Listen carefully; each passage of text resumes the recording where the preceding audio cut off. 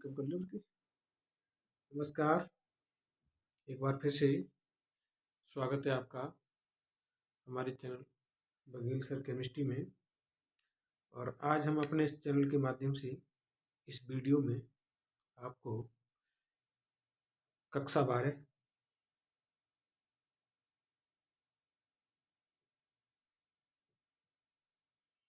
पाठ 13 एमीन का टॉपिक हम आपको समझाने जा रहे हैं, जिसमें एमीन का जो मुख्य टॉपिक है वो है रासायनिक अभिक्रियाएं।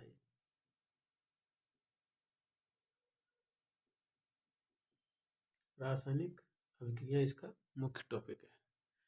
तो रासायनिक अभिक्रियाओं में आप देखेंगे सबसे पहला जो गुण है इसका वो है एमीन का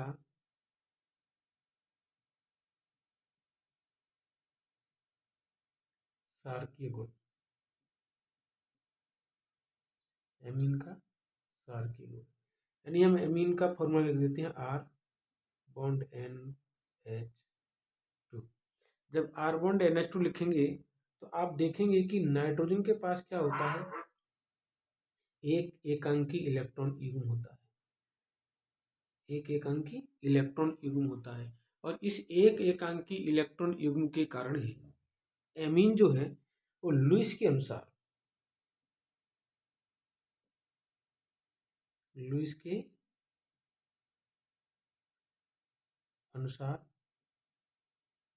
क्षारीय प्रकृति की होती है। कैसे हो जाती है? ये जो है वो क्षारीय प्रकृति की हो जाती है, क्योंकि लुईस के अनुसार जो होता है, जो भी परमाणु, अणु या पदार्थ एकांकी इलेक्ट्रॉन युग्म दान करते हैं वो लुईस के अनुसार क्षार कहे जाते हैं। तो अब हम कैसे क्रिया कराएंगे, इसका क्षारकीय गुण क्या देखेंगे कि R बॉन्ड NH2 एकांकी इलेक्ट्रॉन युग्म होता है। अगर इसकी क्रिया किसी हैलाइड से करा दी जाए, किसी हाइड्रोजन हैलाइड से करा दी जाए या किसी भी अम्ल से कराएं, जरूरी नहीं है कि हाइड्रोजन हैलाइड से ही कराएंगे, किसी भी अम्ल से कराएंगे तो होगा क्या, अम्ल की नेचर होती है कि वो H+ दान करने की। तो क्योंकि हम यहाँ से जो क्रिया ले रहे हैं वो HX ले रहे हैं, जब ये टूटेगा तो यहाँ पर क्या होगा, आंशिक पॉजिटिव चार्ज और यहाँ आ जाएगा आंशिक नेगेटिव चार्ज।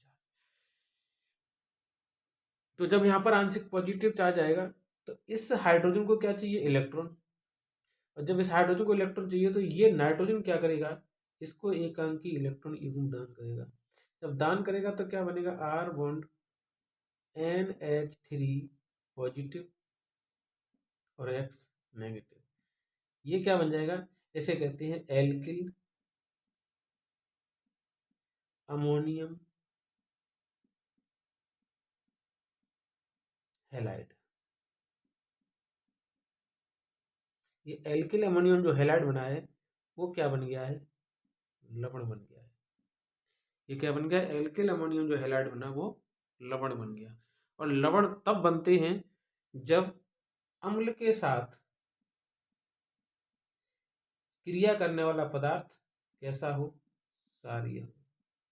तो इसका मतलब क्या है कि अम्ल जो हमने HCl लिया है और उसकी क्रिया मैंने एमीन से कराई है, तो ये एल्किल अमोनियम जो हैलाइड लवण बना है वो तब बना है जब हमारा अम्ल किसी क्षारीय प्रकृति के पदार्थ से क्रिया करता है।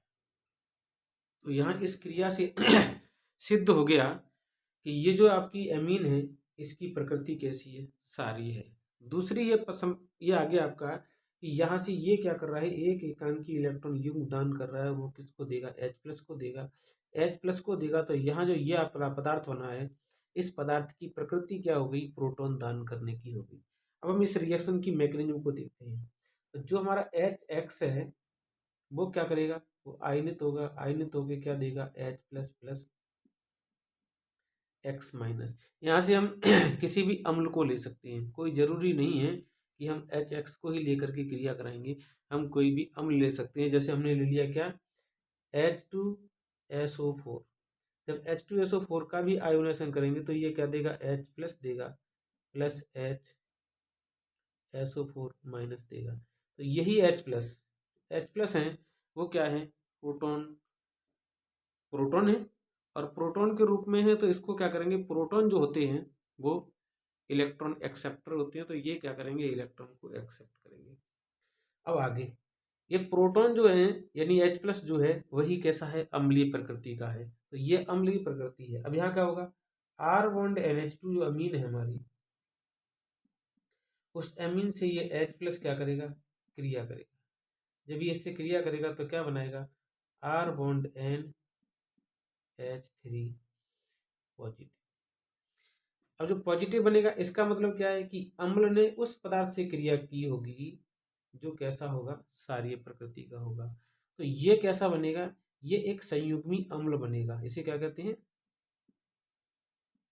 संयुग्मी अम्ल बनेगा। और संयुग्मी अम्ल क्या करेगा, संयुग्मी अम्ल जो है वो H+ देगा। तो H+ देने का मतलब क्या है, ये बनेगा RnH2 प्लस H+ बनेगा। तो H+ जो है वो तो अम्ल हो गया और ये कैसा होगा, क्षार होगा। तो इसी प्रकार क्या है कि अम्ल भी जो है वो किससे क्रिया करेगा, क्षार से क्रिया करेगा। तो ये क्या हो गया, हमारा अमीन क्षार पदार्थ। तो इसकी प्रकृति कैसी होगी, क्षारीय प्रकृति होगी। अब इसी क्रिया को थोड़ा आगे देखेंगे दूसरे डेरिवेटिव के अंदर। दूसरे डेरिवेटिव में क्या है, हमने ये डेरिवेटिव लिया बेंजीन का। बेंजीन का जो है वो एमीन व्युत्पन्न लिया और इसकी क्रिया किससे करा दी हमने, HCl से करा दी। तो जब हम HCl से कराएंगे तो ये क्या बनेगा, वही बात आ गई कि यहाँ से ये क्या करेगा, एकांकी इलेक्ट्रॉन युग्म दान करेगा, यहाँ पर आंशिक पॉजिटिव चार्ज आएगा, एकांकी इलेक्ट्रॉन दान करेगा। तो यहाँ क्या बनेगा, इसे कहते हैं एनिलीनियम आयन। क्या कहेंगे इसको, NH3 पॉजिटिव और Cl नेगेटिव, इसे कहते हैं एनिलीनियम आयन बनेगा। और ये एनिलीनियम आयन उन्हें अमोनिया की तरह यानी जो एमीन है इस एमीन की तरह ही कार्य करेगा। तो इसकी भी प्रकृति वही हो गई जो एमीन की प्रकृति है। तो आगे हम क्या करेंगे, आगे वाली देखिए रिएक्शन है।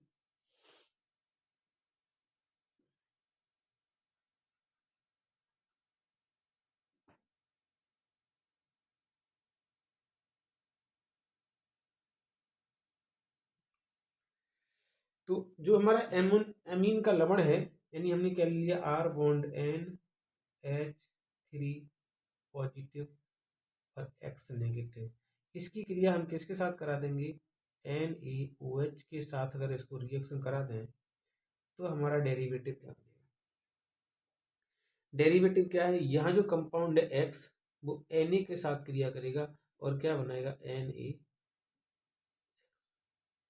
प्लस ये जो आपका OH बचा, क्योंकि अब जो इसकी प्रकृति होगी, अभी हमने पिछले वाले में बताया कहते जो अमोनियम जो संयुग्मी अम्ल होता है वो H+ डोनेट करेगा। तो ये H+ डोनेट करेगा, ये OH है, तो यहाँ से क्या बन जाएगा, आपका H2O बन जाएगा।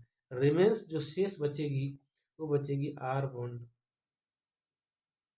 NH2। तो पिछले वाले भी आपने पाठ में देखा होगा, अभी जो इसमें पिछले वाली वीडियो में बताया गया था कि एमीन जो होती है यानी एल्किल जो हैलाइड है, एल्किल हैलाइड की क्रिया यदि अमोन क्लोरीन से कराएंगे, एल्किल हैलाइड की क्रिया किससे, सॉरी एल्किल हैलाइड की क्रिया जो है वो किससे कराएंगे, अमोनिया से कराएंगे। तो आपको क्या बनता है, इस प्रकार का अमोनियम लवण बनेगा। और अमोनियम लवण को अमीन प्राप्त करने के लिए क्या करेंगे, NaOH की क्रिया करा देंगे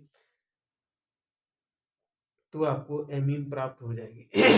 एमीन लवण जल में विलय, किंतु ईथर में कैसे होते हैं, एमीन जो लवण हैं वो जल में कैसे होंगे, विलय होंगे, क्योंकि ये कैसे हैं, ध्रुवीय प्रकृति के होते हैं।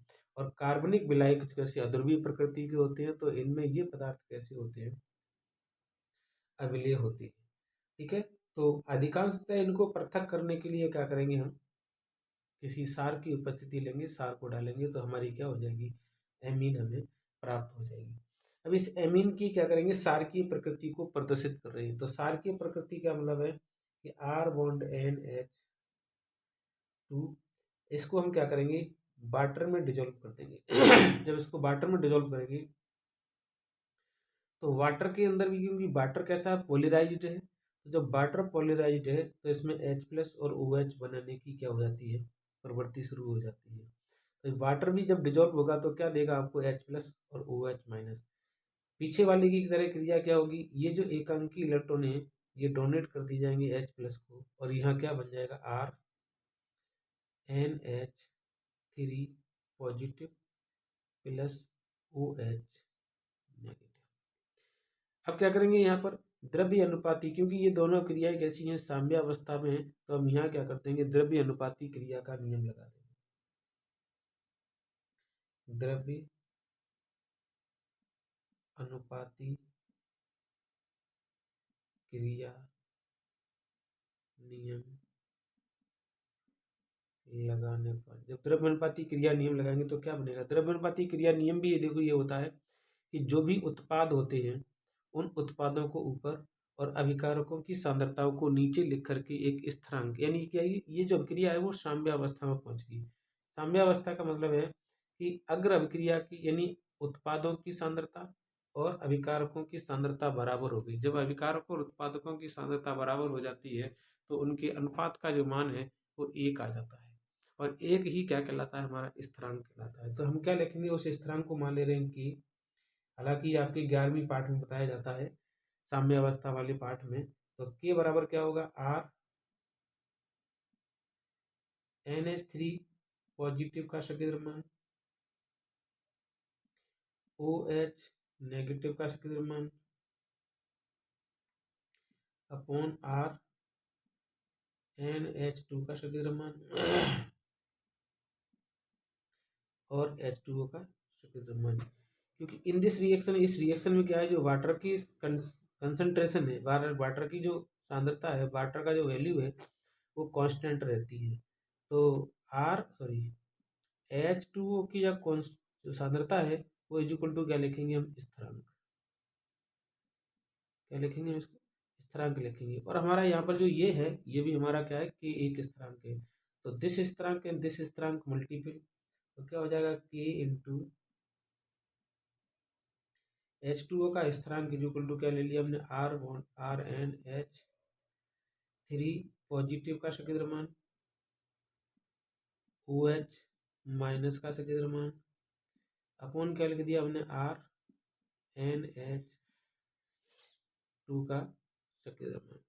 अब इस रिएक्शन के अंदर अगर देखेंगे, ये जो हमारा स्थिरांक है इसको क्या क्या लिख देंगे हम, K into H2O is equal to, क्योंकि हम क्या कर रहे हैं, इसका सारी प्रकृति निकाल रहे हैं तो इसमें हम नया स्थिरांक मान ले रहे हैं Kb। तो क्या हो जाएगा हमारा, Kb is equal to RNH3 positive का सही द्रव्यमान, OH नेगेटिव का सही द्रव्यमान अपॉन क्या हो जाएगा, RNH2 का सही द्रव्यमान। तो यहाँ पर जो अब देखिए, यहाँ दो बातें आपकी समझ में आ जाएंगी, यहीं से दो बातें हमारी क्लियर हो जाएंगी कि यदि इसमें OH की सांद्रता बढ़ जाए, किसकी सांद्रता बढ़ जाए, OH की सांद्रता बढ़ जाए, तो क्या होगा, Kb का मान बढ़ेगा क्या होगा, Kb का मान बढ़ेगा, और जब Kb का मान बढ़ जाएगा तो सारकता बढ़ जाएगी। तो यहाँ पर क्या हुआ, Kb का जो वैल्यू है वो OH की कंसंट्रेशन पर डिपेंड कर रहा है ना, बराबर क्या होगी यहाँ पर आपकी सारकता। इन दिस रिएक्शन क्या होगा, Kb का मान बढ़ने पर, Kb और OH माइनस का मान बढ़ने पर सारकता बढ़ती है। अर्थात क्या होगा, सारकता बढ़ती है, अर्थात क्या होगा सारकता इज प्रोपोर्शनल टू Kb और OH माइनस कंसंट्रेशन।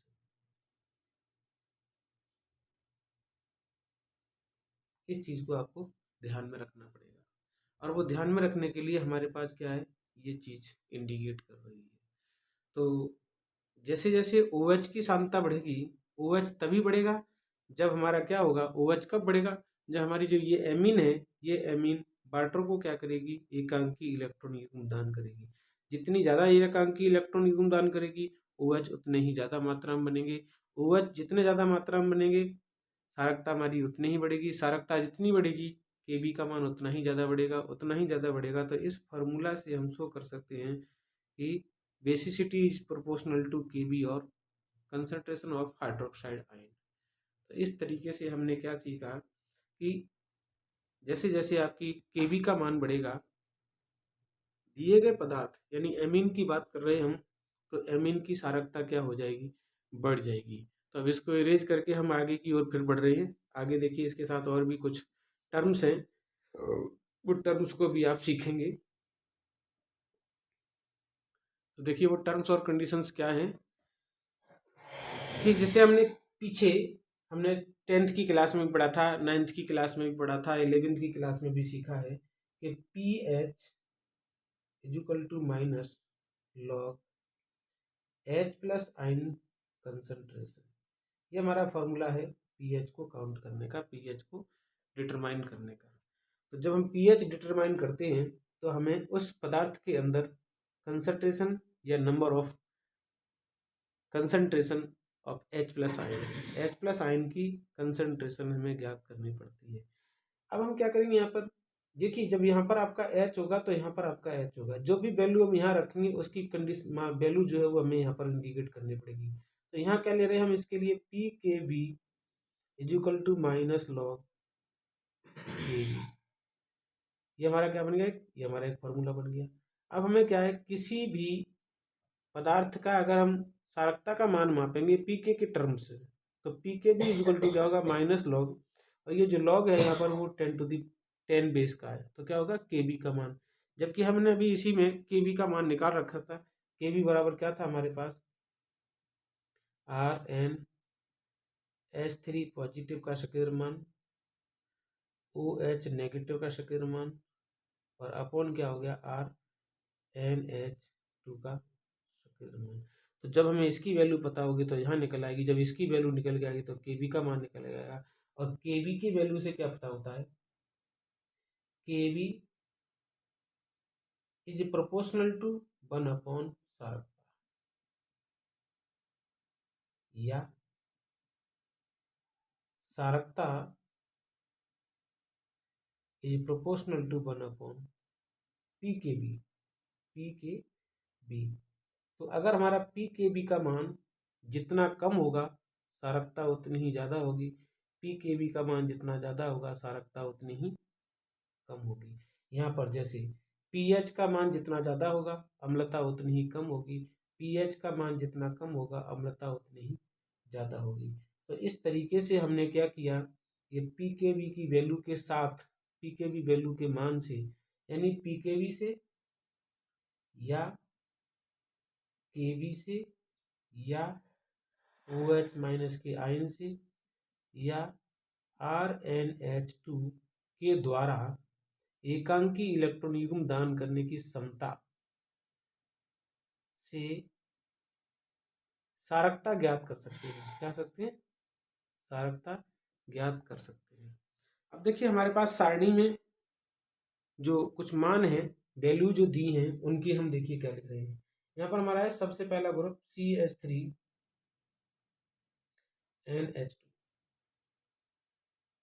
CH3NH2, और NH2 बनता कहाँ से है, NH2 आता है हमारा, पहले देखिए हम सबसे पहले ले लें आपको NH3, फिर आएगा आपका CH3NH2। अब इसमें और इसमें अंतर समझिए आप। इसमें अंतर क्या है कि जो अमोनिया है, अमोनिया का जो पीकेबी मान है, पीकेबी जो मान है वो है 4.75। और अब क्या होगा, अगर इसका मान देखेंगे पीकेबी मान, तो पीकेबी मान क्या होगा। अब यहाँ से आप कंडीशन एक अंदाजा लगा सकते हैं, क्योंकि जो पीकेबी वैल्यू है या जो सारकता है अमोनिया की, वो एकांकी इलेक्ट्रॉन युग्म दान करने की क्षमता पर डिपेंड कर रहा है। एकांकी इलेक्ट्रॉन युग्म दान करने की क्षमता पर डिपेंड कर रहा है। ठीक है। और जब एकांकी इलेक्ट्रॉन दान कब होंगे? जब इलेक्ट्रॉन घनत्व ज्यादा होगा। तो मेथिल समूह क्या है? मेथिल समूह जो है वो इलेक्ट्रॉन डोनेट करने वाला ग्रुप है, यानी ये इलेक्ट्रॉन डोनेट ग्रुप है। तो जब ये इलेक्ट्रॉन डोनेटर ग्रुप है तो ये इसको इलेक्ट्रॉन दान करेगा। जब ये इसको इलेक्ट्रॉन दान करेगा तो एकांकी इलेक्ट्रॉन युग्म दान करने की प्रवृत्ति कैसी हो जाएगी? बढ़ जाएगी। जब एकांकी इलेक्ट्रॉन युग्म दान करने की प्रवृत्ति बढ़ जाएगी तो सारकता क्या होगा? अब सारकता में क्या होगा? पीकेबी का मान जो है वो कैसा हो जाएगा? कम हो जाएगा। भाई सारकता बढ़ेगी, सारकता तभी बढ़ेगी जब पीकेबी का मान कैसा होगा?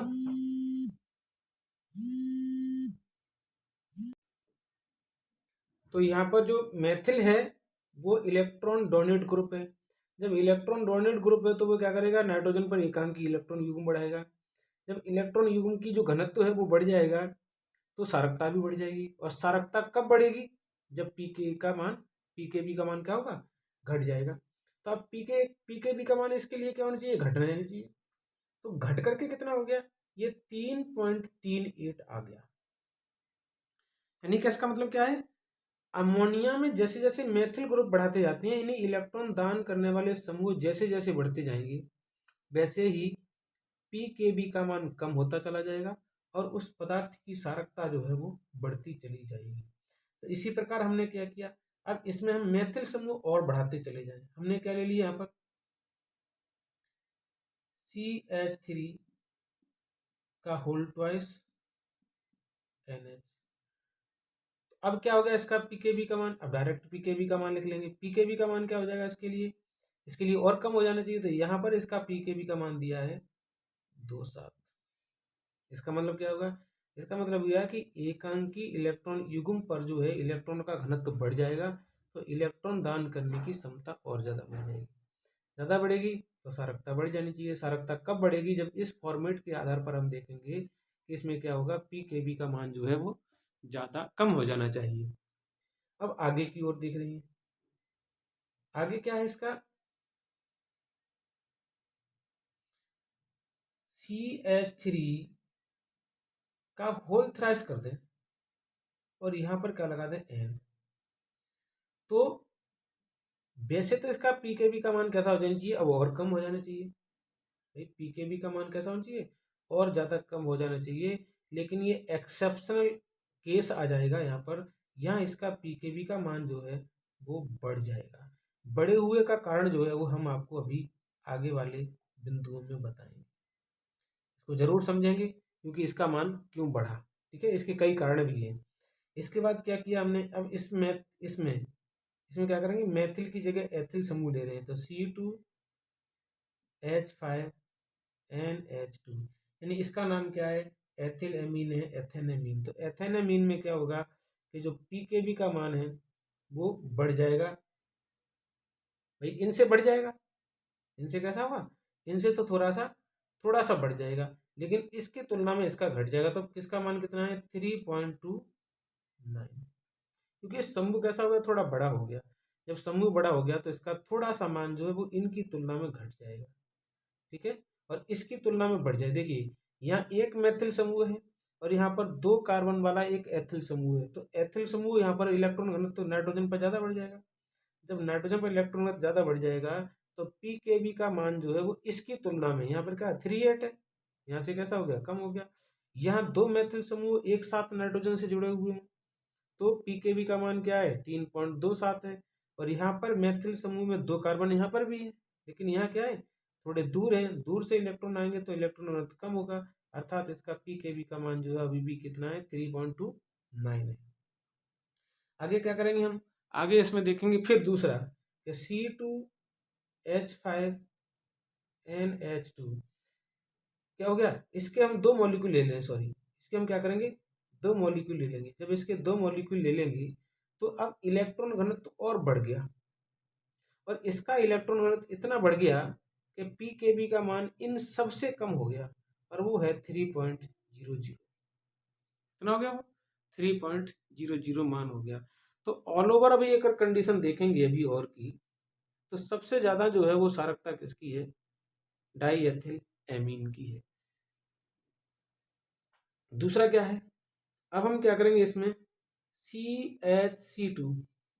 C2H5 का होल थ्राइस n कर दें और यहाँ पर क्या होगा एकांकी इलेक्ट्रॉन युग्म आ गया। तो इसका जो मान है वो क्या हो जाएगा, वो थोड़ा इसकी तुलना में बढ़ जाएगा और इन दोनों की तुलना में घट जाएगा। तो क्या होगा, इसका मान पीकेबी का मान कितना है 3.25। ठीक है, तो ये क्या है आपकी, ये जो है वो आपकी ट्राई एथिल एमीन है। और ट्राई एथिल एमीनों में अगर देखा जाए, ऑल ओवर एमीन में अगर देखा जाए, तो सबसे ज़्यादा जो मान कम है यानी सारकता सबसे ज़्यादा है वो इसकी है। उससे ज़्यादा अगर सार की है तो देखिए इसके कितना मान है 3.8 है, इसका 2.7 है, इसका कितना है 2.5 है। तो दूसरी कंडीशन में ये आएगी, तीसरी कंडीशन में ये आएगी, चौथी कंडीशन में ये आएगी, पांचवी कंडीशन में ये आएगी, छठी कंडीशन में ये आएगी और सातवें कंडीशन में क्या आएगा, इस तरीके से ये आएगा। तो इसका ऑर्डर हम लिख ले रहे हैं अभी कि हमें क्या क्या लिखना है। सबसे पहले कौन आएगा, इसका जो है सारकता का बढ़ता क्रम क्या होगा, सारकता का घटता क्रम क्या होगा। तो यहाँ हम देख रहे हैं तो C2H5 का होल ट्वाइस NH सबसे अधिक सारीय होगी। उससे अगर कम सारी अगर है तो वो है C2H5 का होल थ्राइस N। उससे कम सारी अगर है कोई तो देखिए फिर किसका आएगा CH3 का whole thrice N H, sorry whole twice NH आएगा, होल ट्वाइस NH। और उससे अगर ज़्यादा सारी है तो फिर इसका आएगा C2H5 NH2। और उससे कम सारी है तो CH3 NH2 ये वाला। और उससे कम सारी अगर है तो वो आपकी आएगी टर्सरी मेथिलेमीन। और सबसे कम सारी अगर है तो आपकी कौन सी होगी NH3। लेकिन लेकिन आपको इस तरीके से नहीं पूछी जाएगी। आपको जो पूछी जाएंगी वो या तो मेथिल के साथ अमोनिया का कंपैरिजन होगा या फिर एथिल के साथ अमोनिया का कंपैरिजन होगा। दोनों एथिल और मेथिल को आपके साथ नहीं दे सकता। ये मैंने आपको अच्छी तरीके से यहाँ एमीन के बारे में समझा दिया है। आगे की इसमें थोड़ी जो और घटना देखेंगे, वो घटना क्या है, वो घटना ये है कि अगर अब इसी प्रकार इसके साथ में कोई भी इलेक्ट्रॉन लेने वाला यानी इलेक्ट्रॉन विड्रॉल ग्रुप आ जाए, इलेक्ट्रॉन लेने वाला कोई ग्रुप छूट जाए किससे NH2 एमीन से, तो सारकता घट जाती है। तो सारकता कैसी हो जाती है, घट जाती है। ठीक है, तो आज हमने आपको इसमें सारकता कैसे घट रही है, सारकता कैसे बढ़ रही है, उसके बारे में हमने आपको यहाँ इस वीडियो के अंतर्गत बताया है। अगले हम वीडियो में आपको के जो अमीन समूह की अमीन की जो सारकता होती है वो किस बेस पर बढ़ती है, कैसे घटती है, इनमें जो आपका ये जो मार्जिन दिखाई दे रहा है, ये जो परिवर्तन दिखाई दे रहा है, ये जो चेंजिंग दिखाई दे रही है, वो किसके आधार पर होती है। क्योंकि मैंने इसको क्या कर रखा था, जैसे हमने क्या है अमोनिया के साथ में एक मेथिल समूह लगा दिया, इलेक्ट्रॉन डोनेट ग्रुप लगा दिया, तो क्या हो रहा है सारकता बढ़ रही है और पीकेबी का मान घट रहा है। दो बढ़ाए तब भी आपकी सारकता क्या हो रही है, बढ़ रही है और पीकेबी का मान घट रहा है। लेकिन तीसरे कंडीशन जब हम 3 मेथिल समूह इसके साथ जोड़ देते हैं तो इलेक्ट्रॉन घनत्व तो बढ़ जाना चाहिए, लेकिन इलेक्ट्रॉन घनत्व बढ़ जाने के साथ भी इसकी सारकता जो है वो घट रही है, अर्थात पीकेबी का मान बढ़ रहा है। इस बढ़े हुए रीजन का कारण क्या है, इसको देखने के लिए आप अगले वीडियो को देखेंगे और अगले वीडियो में आपको मैं समझाऊंगा कि किस तरीके से एमीन की सारकता बढ़ रही है, एमीन की सारकता घट रही है, ये परिवर्तन देखने को मिलता है। तो देखते रहिए हमारे वीडियो, लाइक शेयर सब्सक्राइब करते रहिए और सीखते रहिए, लेते रहिए ज़िंदगी की मज़े। जय हिंद।